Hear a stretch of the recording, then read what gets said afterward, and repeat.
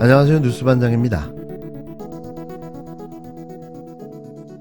조국혁신당 대표가 약속했던 대로 윤석열 독재 검찰 정권을 향해 제일 선봉에 서서 거침없는 공세를 이어나가고 있습니다.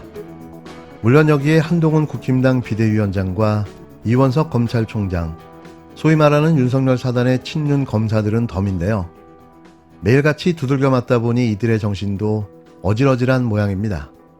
이런 거침없는 정부 비판과 무소불위 권력에 검찰을 강도 높게 비판하면서 짧은 시간 강력한 인지도를 만들어냈는데요. 누구도 예상치 못했던 신기원이었습니다. 불과 창당 한 달도 채 되지 않아 비례정당 지지율 조사에서 국힘당의 비례정당인 국민의 미래에 이어 비례정당 지지율 2위에 오르는 기염을 토해냈는데요. 놀라움의 연속입니다. 리얼미터 조사에서 국민의 미래 29.8%, 조국혁신당 27.7%, 더불어민주연합 20.1%로 나타났는데요. 이어 여론조사 꽃에서도 2위로 조사됐습니다. 이번 조사는 리얼미터가 에너지경제신문 의뢰로 지난 21일부터 23일까지 전국 18세 이상 유권자 1,004명을 대상으로 무선-유선 자동응답 ARS 방식으로 조사한 여론조사입니다. 이제는 더 배려할 필요가 없지 않을까 싶은데요. 자력갱생이 가능한 독립정당으로서 그 위세가 만만치 않아 보입니다. 이제부터 진짜 민주당 몰빵을 시작해야 할 순간이 다가온 거죠. 더 이상 배려는 필요 없어 보이는데요. 각자 선의의 경쟁을 하며 따로 같이 함께 가는 겁니다. 이런 상황에서 민주당이 하지 못하는 여러 현안들을 지속적으로 빠르고 강력하게 대처해 나가고 있는 조국혁신당의 모습은 나름의 역할과 명확한 선명성이 돋보이는데요. 어찌 보면 이재명 대표와 조국 대표의 환상의 콜라보가 윤석열 정권을 뿌리채 흔들고 있는 겁니다. 그보다는 좀 더 깊고 멀리 가는 감이 하나 생겨버린 것입니다. 어떤 걸? 그것은 조국 대표의 정계 본격 등장입니다. 이 등장을 계기로 해서 모든 것이 바뀌기 시작했습니다. 지난 2월 달에 설 이후에 여론조사에서 국민의힘이 압도적인 우세를 보였는데 그것이 조국 대표의 등장 이후로 그것이 완전히 역전된 것입니다. 결국 연안 갈등이 일어나겠죠. 이번 선거에서 이기면은 한동훈 위원장은 자기 공으로 할 것이고, 만약에 진다 그러면은 윤석열 대통령이 잘못해서 진 것으로 그렇게 몰아가겠죠. 그러면서 갈등이 일어날 수밖에 없습니다. 한때 윤석열 대통령의 멘토로 불렸던 심평 변호사가 총선 전망과 관련해 모든 지표가 국힘당 패배 또는 상당한 격차를 내는 패배를 예상하고 있다고 말했습니다. 심 변호사는 오늘 CBS 라디오 김현정의 뉴스쇼와의 인터뷰에서 지난 설 이후 국힘당이 압도적 우세를 보였지만 현재는 완전히 역전됐다면서 이같이 말했는데요. 그 이유에 대해서 심 변호사는 이종섭 호주 대사 임명 문제 같은 건도 있지만 더 근본적인 이유가 있다면 조국혁신당 조국 대표의 등장을 언급했습니다. 심 변호사는 조국 사태를 가장 먼저 비판했고 조 대표를 지지하지 않지만 과거부터 그의 정치적 잠재력은 주목해왔다며 처음엔 돌풍 수준으로 예상했지만 그 수준을 넘어 정치적 태풍을 일으키고 있다고 말했는데요. 그러면서 이재명과 조국을 보유한 야당은 색깔은 다채로워졌으나 국힘당은 한동훈 중심의 흐릿한 단색이라며 여당이 이 변수에 제대로 대처하지 못하고 있다고 지적했습니다. 한 위원장이 고군분투하면서 국힘당의 지지율을 상당히 끌어올렸지만 그의 당무 독점과 전행에 국민들이 피로감을 느끼고 있다는 건데요. 심 변호사는 총선 후 윤석열 대통령과 한동훈 비대위원장의 관계에 대해서는 결국 갈등이 일어날 것이라고 내다봤습니다. 그러면서 윤 대통령의 지지자가 한동훈 위원장에게로 옮겨갔다며 이를 기반으로 한 위원장이 궁정 구태타를 진행 중이라고 말했는데요. 심 변호사는 이 과정에서 한 위원장이 윤 대통령에게 탈당을 요구하거나 윤 대통령이 스스로 탈당할 가능성이 있다고 주장하기도 했습니다. 심 변호사는 윤석열 정부가 선거에 임박해 재정 지출을 늘리지 않는 유일한 정부라며 이런 측면을 국민들도 이해해주면 고맙겠다고 말하기도 했는데요. 자신이 윤석열의 사람이라는 점을 분명히 하면서 현재의 선거 판세와 한동훈 위원장의 작태를 비판한 겁니다. 이례적으로 조국 대표에 대해 평가한 부분은 새로웠는데요. 자신이 봐도 지금의 기세가 감당할 수 없는 수준이라는 거죠. 누가 뭐라 해도 이번 총선에서 최고의 공로자는 조국 대표일 겁니다. 조국 혁신당의 윤석열 정권을 향한 타격감은 놀라운 수준인데요.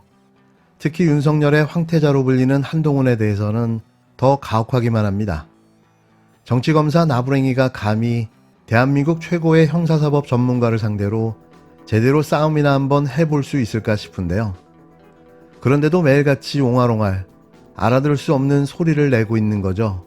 당장 그 말을 한 한동훈 비대위원장부터 극단이란 말에서 제가 역으로 묻고 싶습니다. 여기 계신 국민 여러분 중에서 휴대전화 비밀번호를 27개 극단적으로 긴 휴대전화 비밀번호를 갖고 계신 분 몇 분 계세요? 27개. 대부분 4개, 보통 한 6개 정도 합니다. 저 오늘 오지 않으셨습니다만 저희 비례후보 중에 1번이 박은정 부장검사신데, 전 부장검사신데, 그분은 윤석열 한동훈 검찰 라인에서 그분에 대해서 감찰을 했습니다. 조사를 했습니다. 그러면서 박은정 후보 보고 비밀번호 풀으라 그랬어요. 박은정 후보는 자신의 비밀번호를 윤석열 검찰에게 내줬습니다. 자기 공개했어. 떳떳하기 때문에. 근데 한동훈 비대위원장은 왜 첫 번째 27개라는 극단적으로 긴 휴대전화 비밀번호를 왜 했는지 일단 그걸 반문해 주십시오. 한동훈 국힘당 비상대책위원장이 조국 혁신당을 두고 극단주의 세력이라고 비난하자 조국 대표가 한 위원장이야말로 극단적으로 긴 휴대전화 비밀번호를 갖고 있다고 맞받았습니다. 23일 제주 4.3 평화공원을 방문한 조 대표는 관련 질문을 받자 우리나라에서 정말 극단주의적 행태를 보이는 사람이 누구인지 반문하고 싶다며 이같이 말했는데요. 자신을 가리켜 사법체제를 부정하는 극단주의자라고 비난한 한 위원장 본인이 정작 사법체제를 왜곡해 처벌받지 않으려 하고 있다면서 그의 휴대전화 비밀번호 자릿수를 언급한 겁니다. 이와 관련해 조 대표는 조국 혁신당 비례대표로 출마한 박은정 전 부장검사를 두고 박 전 검사는 윤석열 한동훈 검찰 라인에서 감찰을 받을 때 휴대전화 비밀번호를 내줬다. 떳떳했기 때문이라고 강조했는데요. 그러면서 한 위원장이 극단적 비밀번호를 걸고 풀지 않았기 때문에 한동훈 당시 검사장의 범죄 혐의를 우리가 밝힐 수 없게 된 것이라며 이거야말로 사법체제를 훼손하고 우리나라 헌법 정신을 훼손한 것이라고 직격탄을 날렸습니다. 조 대표는 또 윤석열 대통령을 두고는 역대 어느 정부의 어느 대통령도 자신의 가족과 친인척 수사를 막지 않았는데 윤 대통령만 유일하게 본인 부인에 대한 수사를 막았다면서 대통령으로 취할 수 없는 극단적 행동이라고 꼬집었는데요. 한동훈을 밀착 마크하고 있는 대한민국 최고의 형사사법 전문가, 평생 음해와 공작을 일삼아왔던 정치검사가 상대하기엔 너무 많이 버거워 보입니다. 매번 되로 주고 말로 받아가는 한동훈, 어디 숨어서 울고 있을지도 모르겠는데요. 한동훈 하나만 이렇게 마크해줘도 이재명 대표가 훨씬 수월해 보입니다. 이게 역할 분담이고 이게 바로 협업이며 협공인 거죠. 이제 총선이 앞으로 2주 남았습니다. 다들 최선을 다해 반드시 이번 총선에 승리할 수 있도록 최대한의 노력을 아끼지 말아주셨으면 합니다. 오늘도 화이팅입니다. 수사 과정에서 범위를 벗어난 압수수색으로 얻은 민감한 개인정보를 폐기해야 되는 사생활 정보를 보관하고 활용하고 있다고 합니다.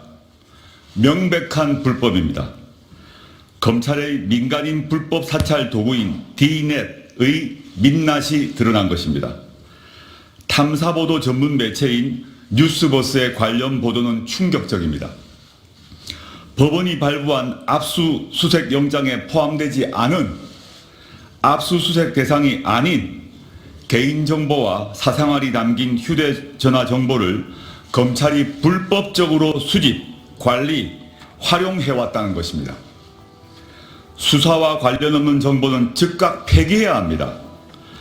아무리 수사 대상자라고 하더라도 영장에서 허용하지 않은 디지털 기기에 담긴 SNS 대화, 문자 메시지, 녹음 자료, 이메일, 동영상 등을 수집하고 활용하는 것은 민간인 사찰이나 다름없습니다. 디지털 기술의 발전에 발맞춰 진화한 신종 디지털 범죄입니다. 검찰이 캐비넷에 보관해온 민감한 정보를 필요한 때에 꺼내 정적을 탄압하고 정치에 개입하기 위해 활용하는 것은 더 이상 영화 속 이야기가 아닙니다. 검찰 캐비넷은 그 자체로 공포입니다. 그런데 이제 검찰이 철제 캐비넷이 아니라 D넷이라고 불리는 디지털 캐비넷을 사용하고 있다는 것 아닙니까? 구체적인 범죄 행위는 고위공직자 범죄수사처의 수사와 국정조사를 통해 곧 밝혀질 것입니다.